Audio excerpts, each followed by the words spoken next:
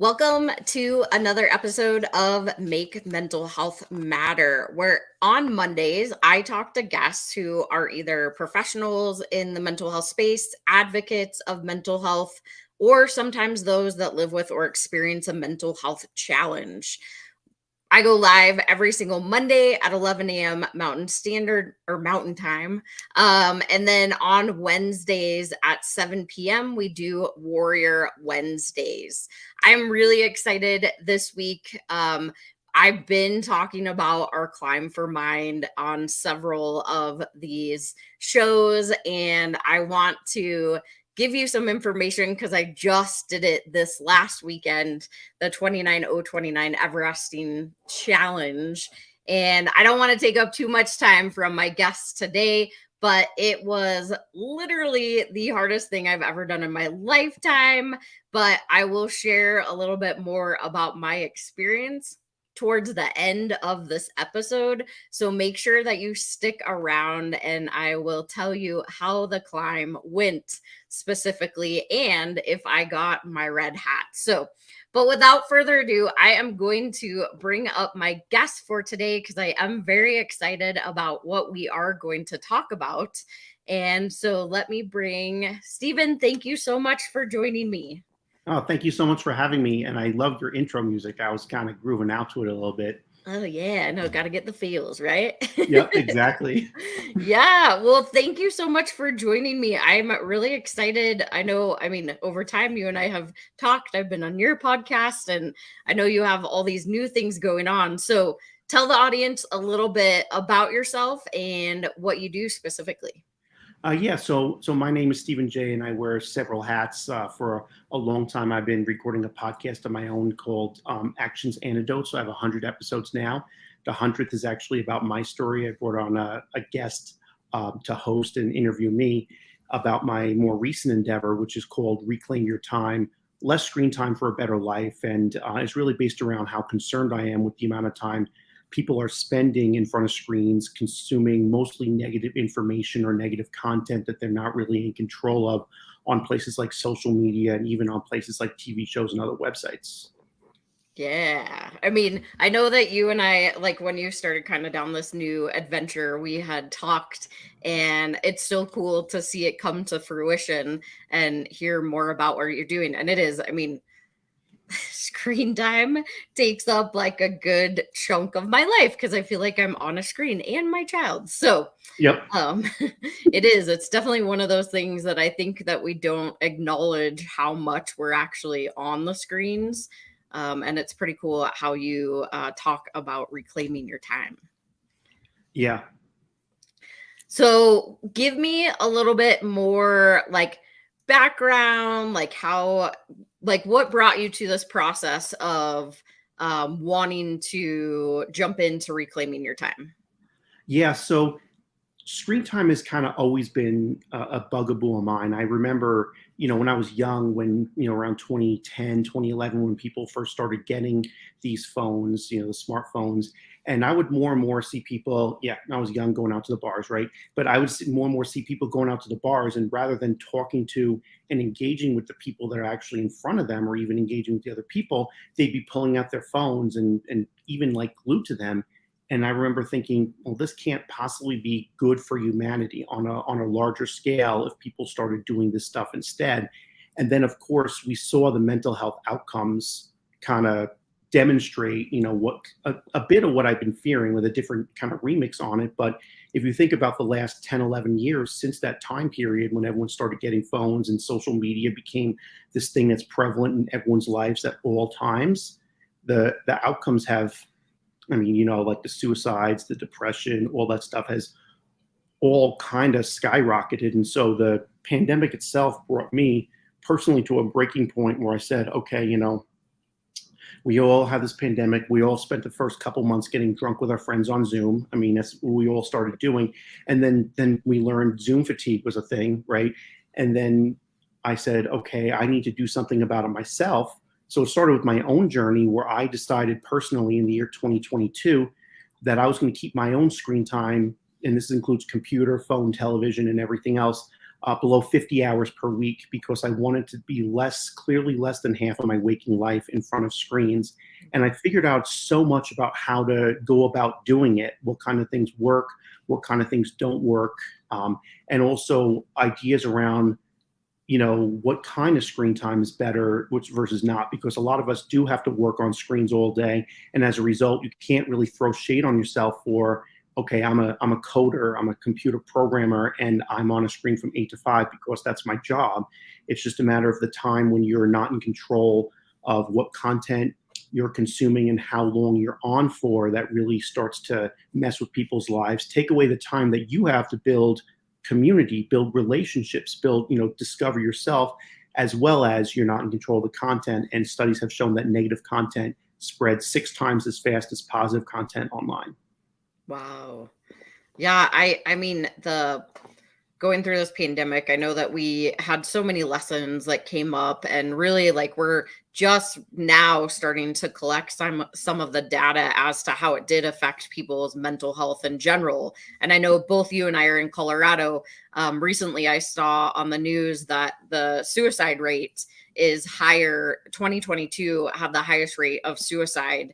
Also, substance use challenges, and there were so many things that came up. And I know it came from that isolation, but then also, like you just said, that Zoom fatigue, that everybody is always on a screen or watching a screen. And it is really interesting when you put those stats in front of people and knowing.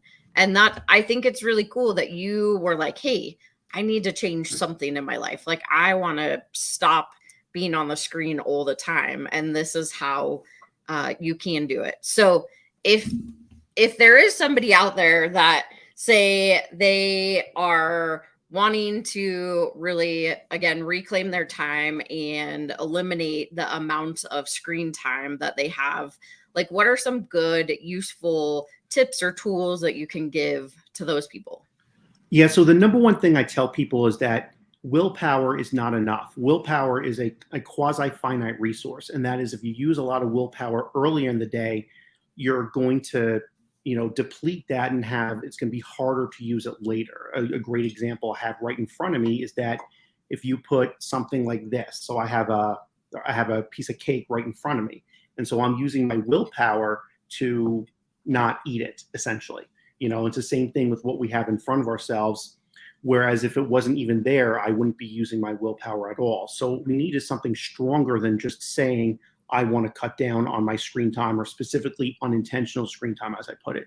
You need to come up with something that's going to motivate you to do something different, and a way to set up your life in some capacity or another, so that you're either less tempted by your phone, your computer, your television, your Netflix, or you're even more motivated by whatever your replacement behavior you want to be. Say you want to start a community and you get really excited about it, or you have a new business you want to start. Find a way to make that more obvious, attractive, and rewarding, so that you're actually motivated to do that instead, as opposed to just constantly fighting yourself and finding that urge to pull out your phone and look through TikTok or Instagram. Yeah. What about, I mean, and I love all those points too, is like getting that motivation behind what is it going to take you to eliminate the unnecessary screen time. And I know in the past, I have had coaches that challenged me and our family in general, just for better relationships, to set the phones aside, make sure you're eating dinner together. You can play a fun game. We play the question game, and you can ask any single question you want during dinner. Turn off the TV. For us, it lasted maybe a month, and then we went back to our same old patterns. So, Yeah. what is something? I mean, I'm sure that everybody is going to be very different on that motivation aspect. But what are those things that you have seen come up for people that have been some of their motivation? Yeah, definitely. So some of the more recent ones that have come up, a lot of it's been around just basically, I want to get better sleep. And it's interesting to see the types of people that struggle more with pulling out your phone at random times, and other types of people that struggle more with, Netflix or any other streaming platform, and how they'll like kind of autoplay play the next episode without, you have 15 seconds to either turn it off or you're just going to get sucked into another one. And what I've seen a lot of that motivation is people wanting just to get better sleep, especially if it's late at night and, it's 10:30 p.m. and the thing's going to play another episode and you're like, all right, I might as well get it in. But your next day, you're going to feel that much worse because you didn't get good sleep. And I'm sure you have all the statistics about how quality sleep and amount of sleep has an impact on your mental health as well. Yeah, it's definitely, I mean, I don't have any stats like off the top of my head, but I do know, I mean, sleep is huge for your mental health and getting quality, like you just said, quality sleep, not the my brain's running or I just watched a show and now I'm having nightmares or whatever it might be, right? Yeah. Because that happens too. Sometimes you watch a scary show at night and but I do know, I mean, and there's lots and lots of research with the blue light in your face and the screen from your phone and how that affects your brain and trying to sleep. So that is really interesting. And a great starting point is if you want more quality sleep. And that is, I mean, it's so true. My husband, case in point, he was scrolling on the screen all the time before we went to bed, and he was having to take like nighttime sleeping aids plus another one on top of that one. And then he found that when he actually set down his phone at night, now he's getting better quality. And I mean, I can tell because he's snoring really loud. So he's getting like better quality sleep now. But it makes a huge difference. So that's really cool that that's something that you're noticing also. Yeah, and I've noticed a bunch of other things. Like, so my bedroom is back here. I haven't put my phone in my bedroom for about 3 years now. I put my phone in a different room, and what I do is I've turned off all my notifications except for phone and text. So a phone call or text is all. I'm not going to get a notification. Someone liked my Instagram post. That can wait in the morning. And what I do is I turn the volume up so that if there is actually an emergency, I can hear it get up out of the bed, but it's not right next to me. It's not right at arm's length where I'm just going to grab it at any point in time. And that's like, sometimes we do need to make those behaviors harder. So if it's like, your family at dinner time, you need to find a way to make having the TV on or having your phones out, harder sometimes. Yeah, that's a good point. I mean, like setting it in a different place and I know I've actually had another guest on here, and I think you guys might have connected at one point, but uh, and I'm totally going to say this wrong, but the electronic like waves and all of that affects you too. So it's like going back, I know this is going to like kind of date me, but going back to the actual alarm, not using your phone for your alarms, not, like pretending like we don't have cell phones anymore. I know that's harder for the younger generations to understand that when we were younger, we didn't have cell phones. Yeah. But definitely one of those things that you can do to make it better. And you said make it harder to just pick up that phone, not have it right next to you. Maybe move it into a different room and just make sure that you can hear it if you absolutely need that call. So that's great. I'm curious for those of us that are entrepreneurs that we tend to probably be on our phones more than other people. And I know I am guilty of this because there are moments that I'm like, oh, shoot, I didn't do that. And then I grab my phone and I'm like, okay, I got to do this. And that happens way too often. So for those entrepreneurs, how do you, or what would you say to people like me? Well, yeah. So one of the things I always say about screen time in general is that there's a distinction between intentional and unintentional. So when I talk about your job, that's intentional. And even when I talk about if you and your family were going to watch a movie together and you are going to watch a 2-hour movie and you're going to be done with it after 2 hours and you have a clear purpose of it in that I'm going to watch this movie, that's fine. That's what I call intentional screen time.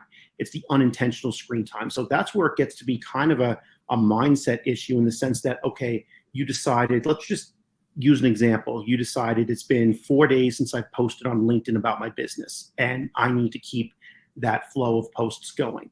So you're going to either pick up your phone or you're going to pull out your laptop, right? Because those are the two ways you're going to do it.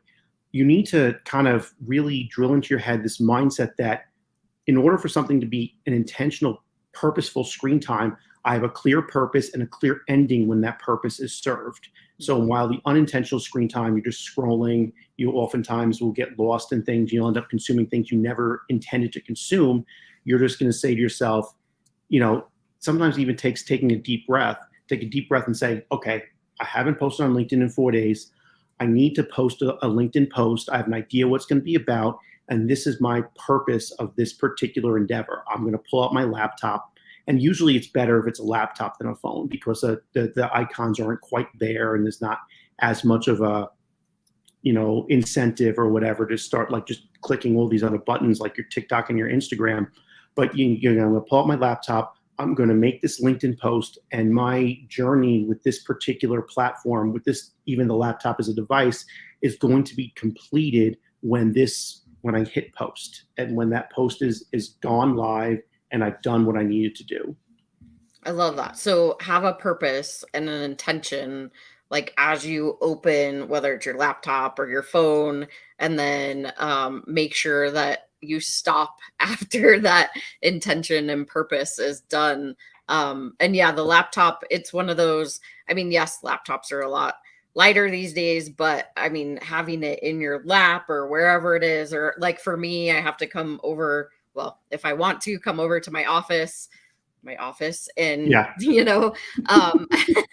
actually like sit at my desk, and that's away from the family. So yeah, I like the setting that purpose and intention behind what you're doing versus that endless scroll that happens very often on your phone. Yeah, like you just start going and you don't even remember. Like one of the biggest examples I commonly use is people who pull out their phone just to check the weather. I just want to know, like, should I be prepared? Should I pull out a coat or should I just walk outside, right? And you pull out your phone and you want to know, okay, temperature is 75, so I don't need a coat. But before you know it, you've scrolled for half an hour. Yes, I do that often. I'm like, oh, I need to go check my calendar. And then I go do something, and then I start doing something else. And I'm like, what was the purpose of why am I even on my phone right now? So yeah, it's true. It's so easy. And I know even just looking at my computer, I have like multiple tabs open, just remembering like what I need to complete, and I'll go back to it later. But it is, what's the intention? What's the purpose? Doing one thing at a time. So what we're going to do really, really quickly is just go to a sponsored break. And then once we get back, we'll chat more about how people can reclaim their time and what it looks like if they possibly want to learn more about what you're doing too. So we'll be right back after this message.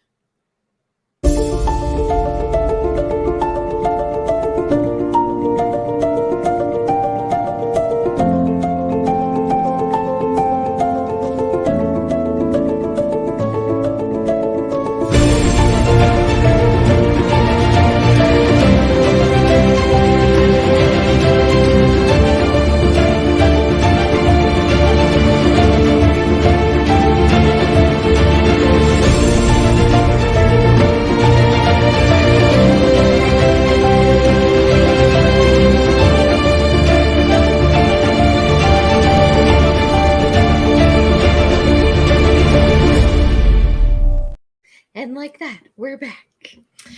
All right. So if you are just joining us, I am talking to Stephen, and we are chatting about how to reclaim your time with screen time and being really intentional and having a purpose behind how you are utilizing your screen time, whether that is your phone, your TV, your laptop, any technology, but also knowing that if you're an entrepreneur, if you're have someone who has to or does work on their computer all day, there's still ways that you can have this purpose, this intention, and not beat up yourself if a good chunk of your day really has screen time in it.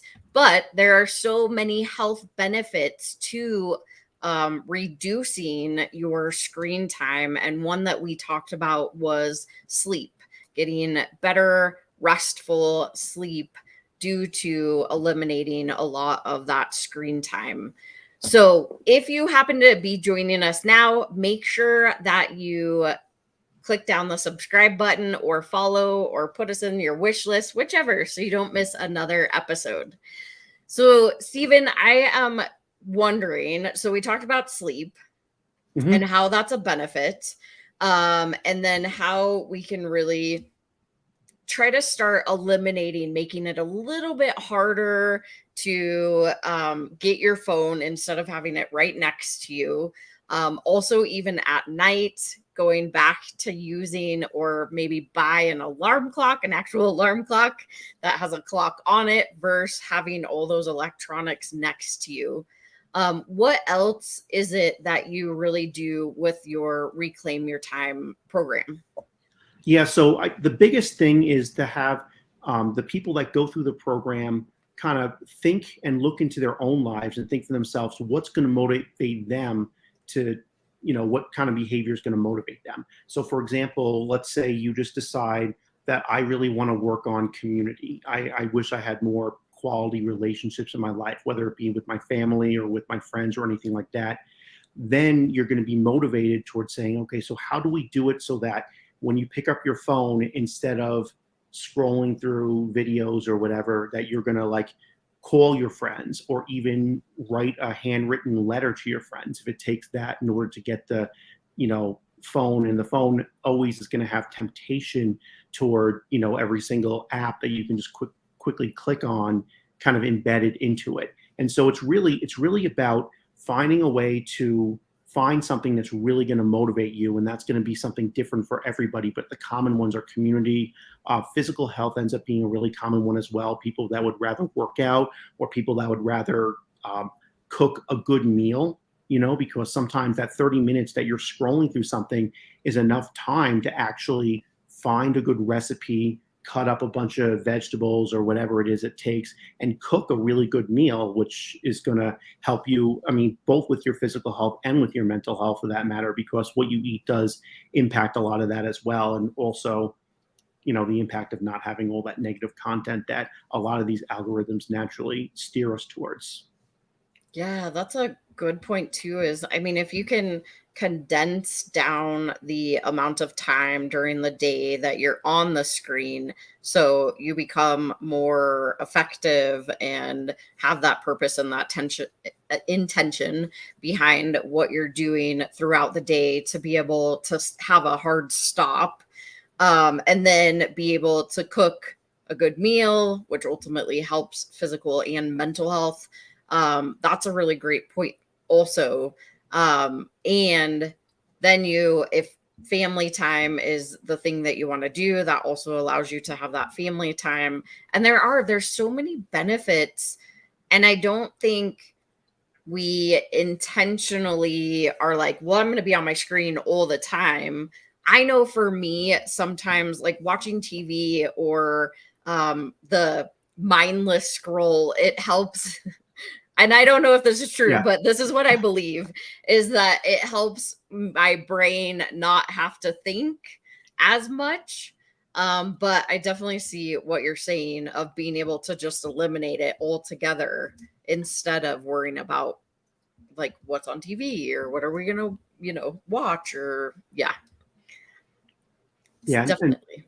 And some of it, I believe, is a mindset thing, because the advanced aspect of it is that a lot of times we are kind of afraid in our modern culture of having nothing. We're afraid of like nothing on TV, no screen on, not reading a book, even though reading is one of the things I suggest replacing the screen time with quite a bit. But we're afraid to just sit and let our thoughts kind of run away with us. But it's actually during that time that a lot of us find our greatest creativity quite often. Boredom breeds creation. And so if we're just sitting there, all of a sudden, after a few minutes, your brain's going to be like, okay, I want to do something, but maybe you'll come up with something even more creative than what the algorithms are going to feed you. Yes, that reminds me. I saw an article recently about youth, and screen time specifically, just what you were talking about, is that our kids don't know how to be bored at Yeah. all anymore. They literally, I mean, and I can see it in my son because I take away his electronics. And the moment I do, he's like, I'm bored. And I'm like, I'm sure you are, right? Yeah. He gets to that point, and I'm like, you literally don't know how to survive without a screen or some sort of electronic. And I know that as a parent, sometimes it's easier to allow the electronics to, not raise our kids, but have those spaces where I have to get work done, and it's easier when they're on that. But I know this summer, it's like, get outside, go play outside. I know when we were little, we'd go outside and not come back on until the sun went down. So Yeah. it's definitely, it can be, I mean, electronics are not going away. Yeah, for sure. They're getting more advanced. And so, how, even as parents, as people in general, how can we just, like you're saying, reclaim your time and also translate that into our youth? Yeah. And that's a harder challenge because, like, adults, and I hear some adults all the time, they're like, okay, I'm going to try to do this, but then so many people say, I really need this for my teenager. I hear that quite a bit. And there's another hurdle there because, a lot of this is pretty paramount to an addiction. They built these technologies to be addictive. And in any addiction counseling service, the first step is often step one, admit that I have a problem. And I think that's the step where a lot of people who haven't reached, I think it's age 25 when your prefrontal cortex is fully developed.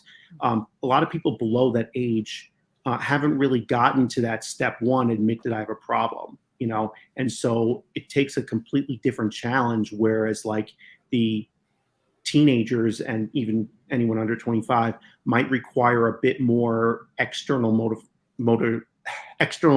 Oh my God, I hate it when I like get all tongue tied like that Okay. and twist up all my words, but external motivation. So like entrepreneurs who want to build their business, they're very internally motivated. A lot of entrepreneurs have already done so many other self-help things, and they're just like, oh, well, like that one video game console, or my phone is like that last big obstacle I need to get through in order to like really take my business to the next level. So I'm going to do what it takes. But if someone's like 15 years old, you might need to somehow externally motivate them with some sort of other reward, or even find a way to show them how much better life can be if you are more present with your friends. I love that. Yeah, I mean, it can be challenging, but like you said, yeah, our brains are not fully developed till you're 25 to 27 now, they're saying.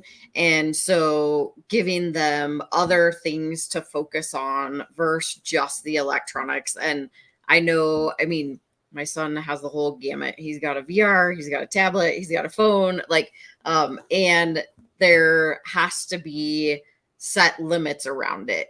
And I am really truly learning that. I was like, it's not that big of a deal. And then now I am noticing, like I said earlier, you take that away and he's like, I'm bored.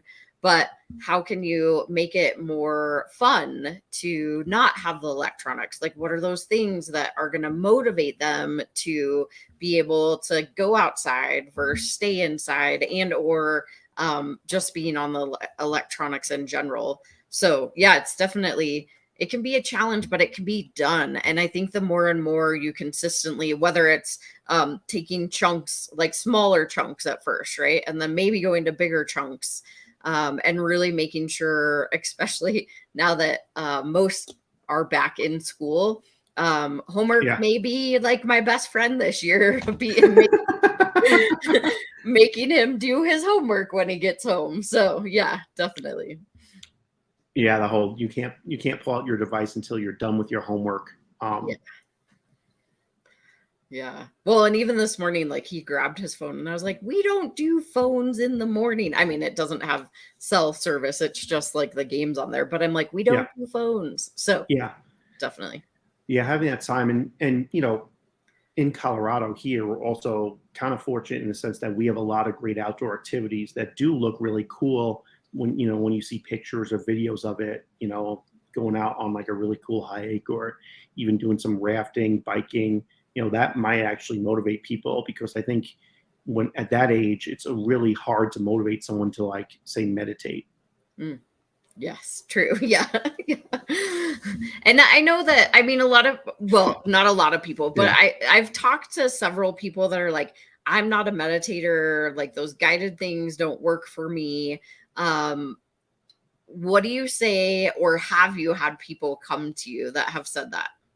Yeah, and I've had people come to me and say, I don't know how to meditate, or I'm not good at meditating. And that's when I'll bring up Insight Timer. And I know I don't really like to necessarily point people toward apps, but like, if someone's not good at meditating, and I'm originally from New York, which is the opposite of meditating, it's the manifestation of the exact opposite of meditation. So I know what it's like to have it not really come naturally. And what I tell people is that, kind of with respect to everything, we're all on a journey, and there's no shame to be had about being where you are on a journey. And if you need someone on Insight Timer to guide you through a meditation process, to talk you through it, and to listen to it for 5 minutes while you breathe, there's absolutely nothing wrong with that. And there's nothing wrong with even starting with 2 minutes, something really, really small, if you're motivated for it.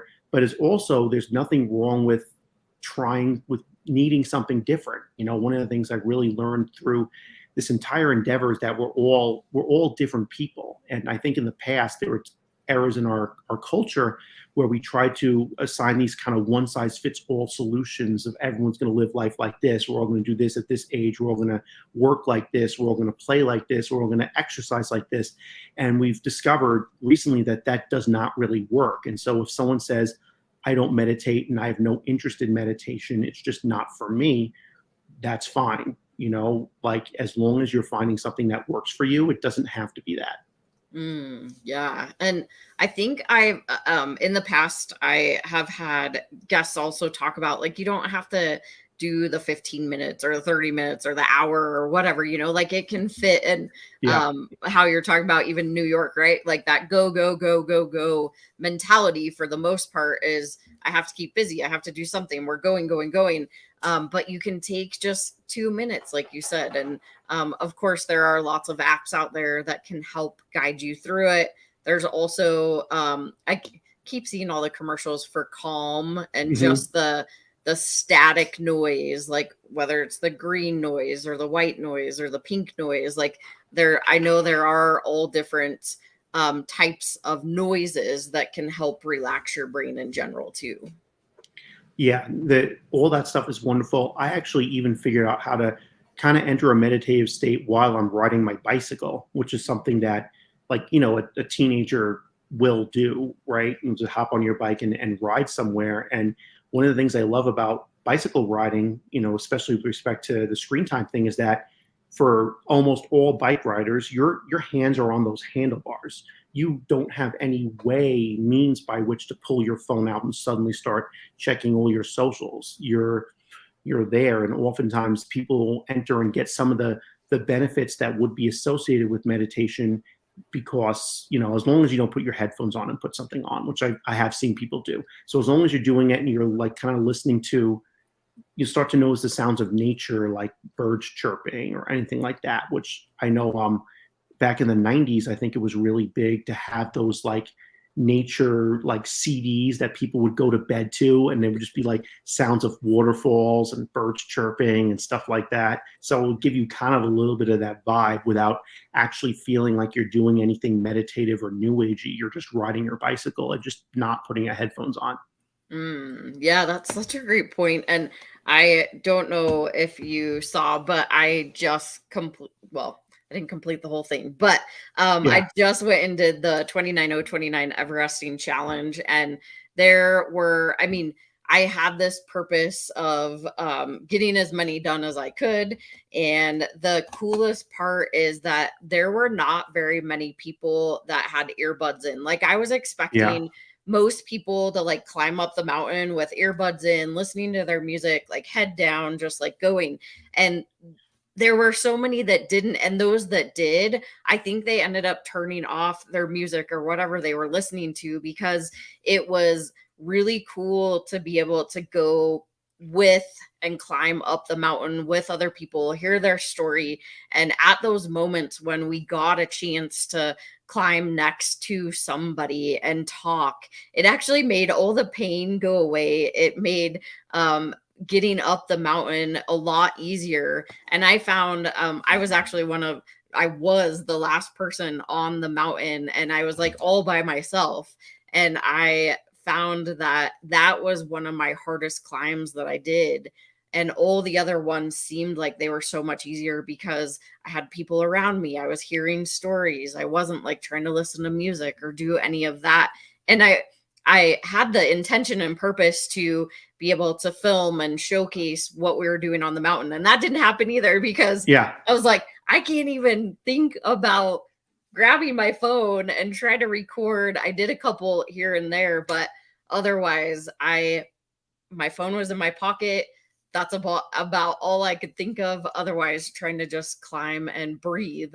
But it's a space that I noticed the surroundings. I saw the butterflies. I saw the dragonflies. Like, I saw all the ants that were on the ground. I mean, it's just really cool to be in that space. And it even changed my mindset about what it looks like for connection and being in nature. So that is a great point too. That's a wonderful story. And one of the biggest calamities that I think a lot of the screen time is the demise of our communities. And I have a graphic I use in a lot of my presentations that shows that in the year 1990, kind of a year where like we didn't really have the internet at home yet, it was just people at work mostly. Over 60% of all people, when asked how many close friends you have, would say a number above 5, either in the 5 to 9 category or the 10 plus. And only 3% of all people said they have no close friends. Fast forward to 2021, when everyone's on social, and of course we have the pandemic raging, and the vast majority of people were in the 1 to 4 category. 48% of people said in the 1 to 4 category, and 12% of all people reported having no close friends. And humans are meant to be, social. We're social beings. We weren't meant to just kind of stay at home in isolation. So one of the like you said, a lot of things, it's not just, climbing up a mountain, maybe as a metaphor, any mountain we need to climb up in life.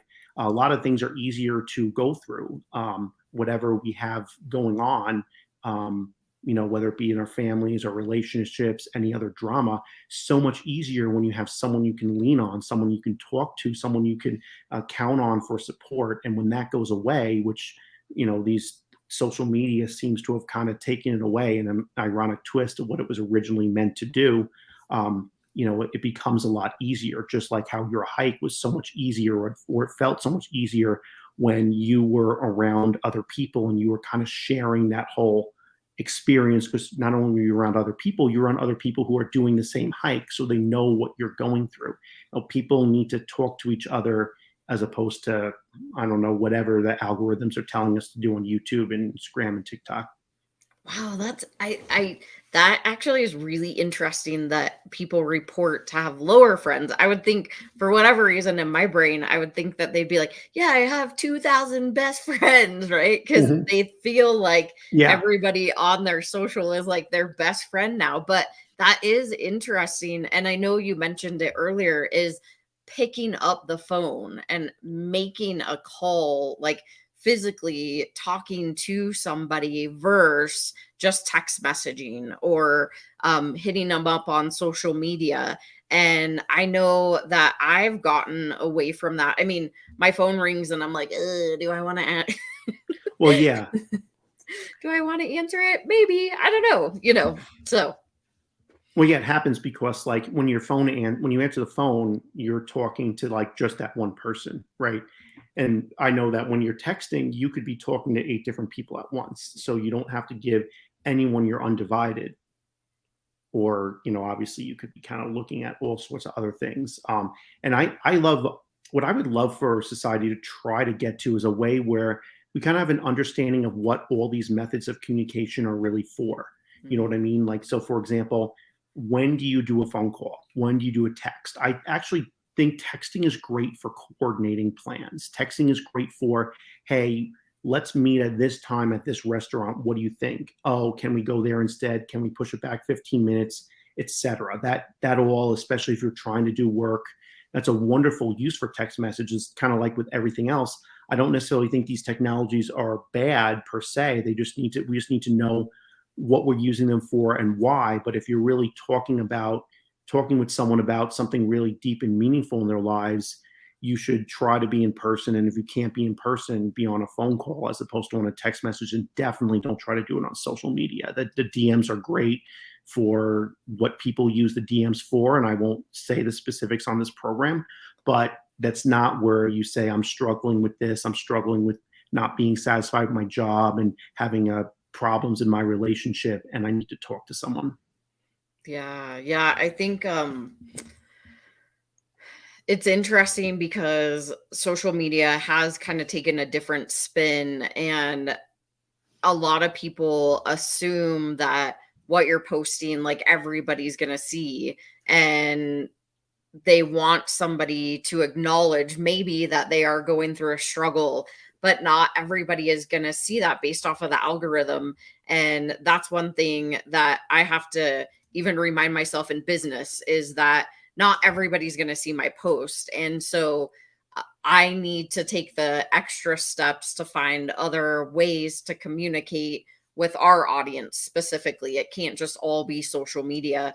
And having that connection, the in person connection, is so powerful. And I know just even doing this climb, I want to get back more into the community. I don't want to be sitting behind my laptop anymore, Yeah. right? Like, I want to go out, like, Yeah. I want to go do coffees, I want to go have community events, I want to see people and like get to know their stories, and not do the whole social everything. And if I'm not posting, that's okay.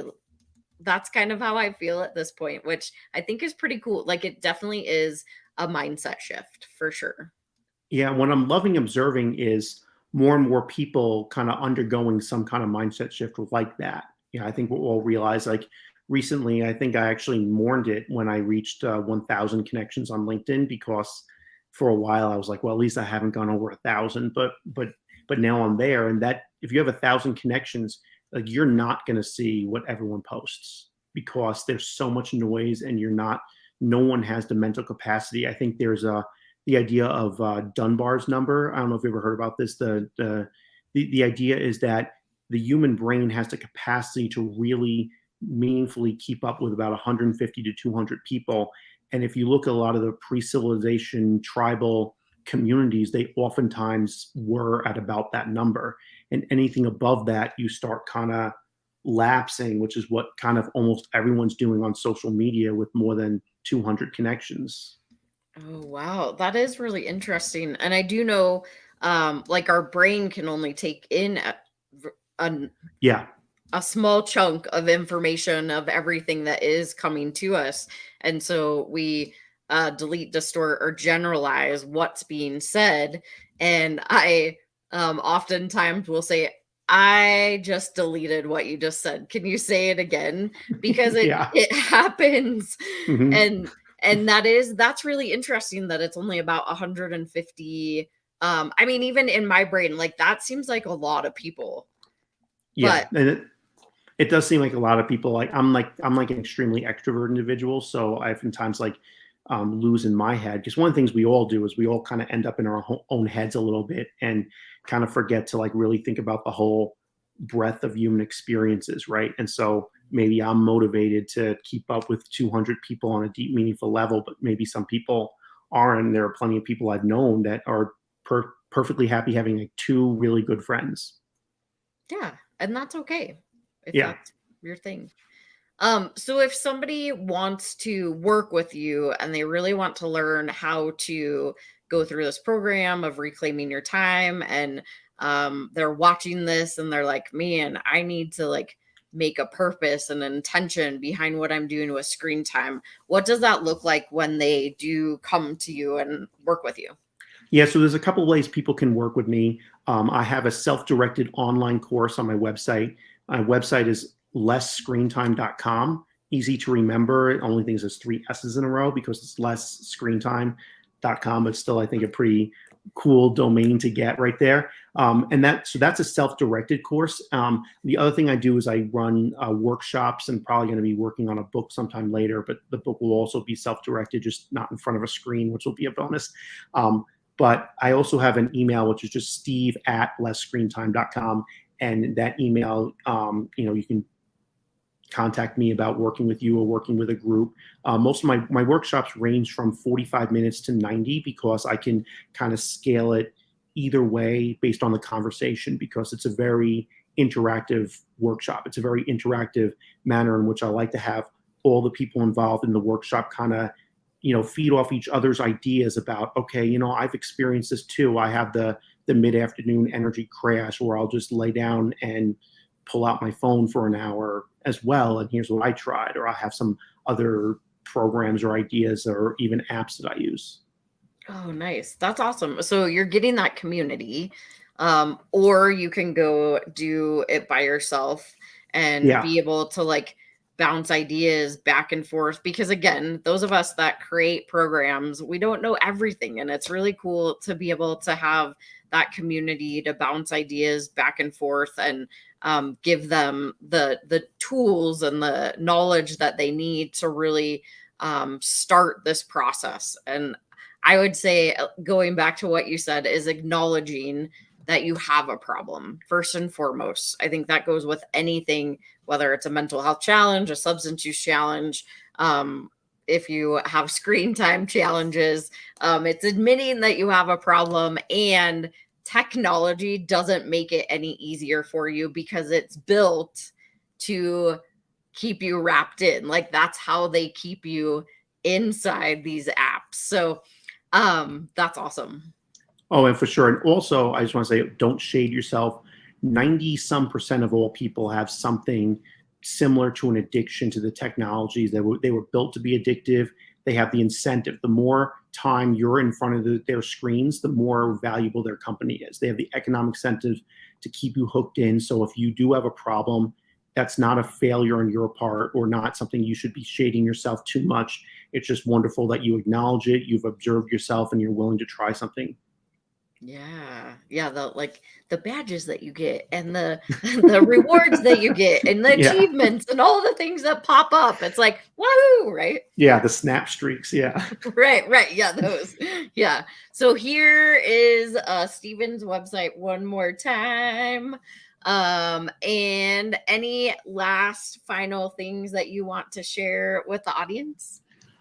Yeah, I would just say, like, no matter what it is, whether you're looking at your screen time, whether you're looking at your eating habits, whether you're looking at how you're relating to one another, like, as long as, like, we're all flawed individuals, we all make mistakes, we're all people that do things we're not proud of. But as long as you're trying to be aware of yourself and you're trying to improve, then you're doing some wonderful things. Amazing. And I would love for you to share your podcast one more time. Give us the name and where people can listen. Yeah, so my podcast, and this is how I learned how to use words that people can remember easier, like reclaim your time. My podcast is called Actions Antidotes. The word antidote stands for your antidote to the mindset that keeps you settling for less. And in this podcast, I interview people who are pursuing their passions in life, give some ideas and hoping to inspire the listeners to do the same, to feel that confidence in stepping out and going for what they really want in life, as opposed to what society deems you're supposed to do. Yeah, and it's awesome because I was on there too. So, Yep. well, thank you so much for being on the show today. I think this was an amazing conversation and definitely something that I think everybody really needs to think about in today's society. And also, how can you reclaim your time? How can you eliminate some of that screen time? Again, it's baby steps. It doesn't have to happen right now, right today. It can happen with those baby steps, and all of that will be beneficial for your mindset, your mental health, and so many other things. So thank you so much for coming on. I appreciate you sharing.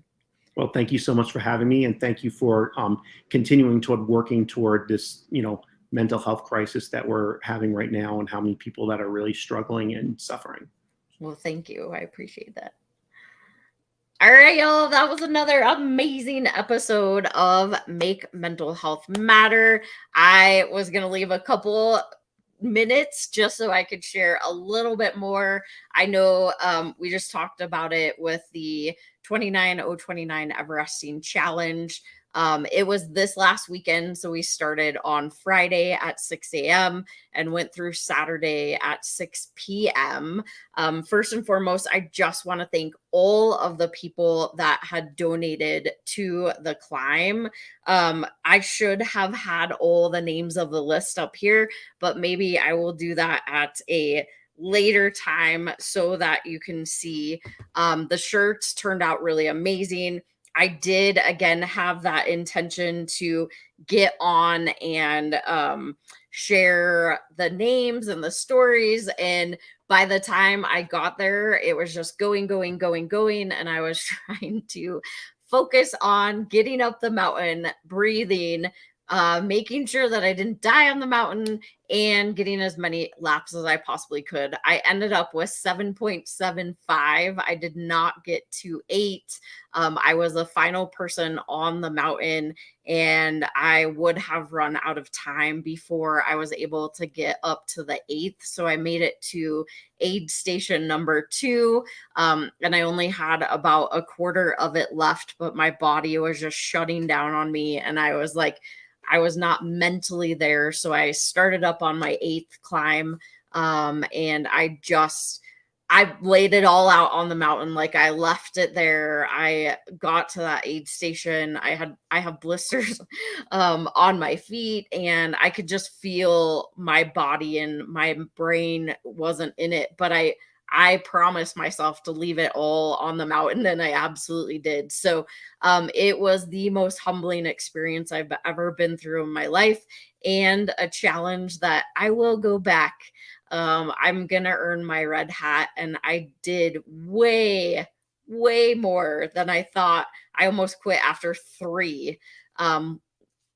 And I kept going. So 7.75 climbs up the mountain. And I will get you all the stats, but if you follow me on Facebook, if you follow BCC Evolution on Facebook, they're all up there. You can see the pictures and all the things. I'll be posting them to all the other social media channels, but definitely experience. And I love that we had this conversation.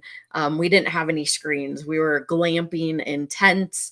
I very rarely ever pulled out my phone other than to take a picture of the sunrise, or take a picture of people hiking, or myself hiking, or just share a little bit of information. I went live a couple times, but other than that, my phone was put away. And that's a first for me. Like, honestly, like, normally my brain is just constantly going, and I'm constantly like, what's the next thing? What's the next thing? What's the next thing? That's how my brain really works. And for a moment, for not even a moment, it was like, for the couple this weekend, I had that pause, and I was like able to take in all the sites like I was talking about. And so it's a magical, powerful experience to be able to just set the technology aside and do something that you never thought was ever possible. I definitely didn't either. So I will talk more about that. I know there are some shows coming up that I don't have guests, so I'll be able to go into the details more, but I just really appreciate you watching the Make Mental Health Matter show. I forgot to mention, but these episodes are brought to you by Dusty DeGroff at Edwards Jones, Denver, Colorado.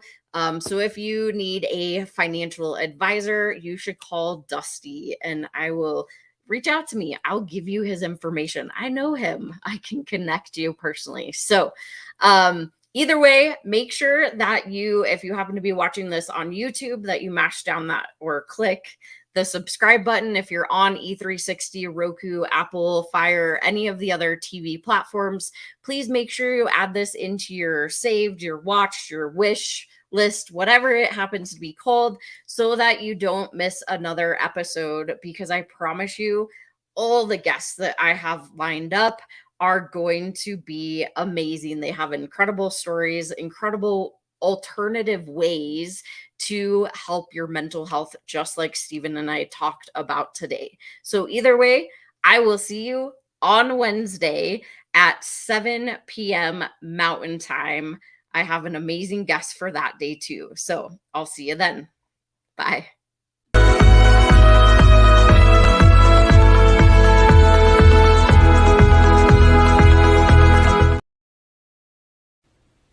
Hi, I'm Julianne Meyer, the host of Own Your Wellness, and you can watch my show on Mondays and Thursdays from 4 to 5 p.m. Pacific on Achieve TV right here on E360 TV. Remember, there's more to health and wellness than broccoli and burpees.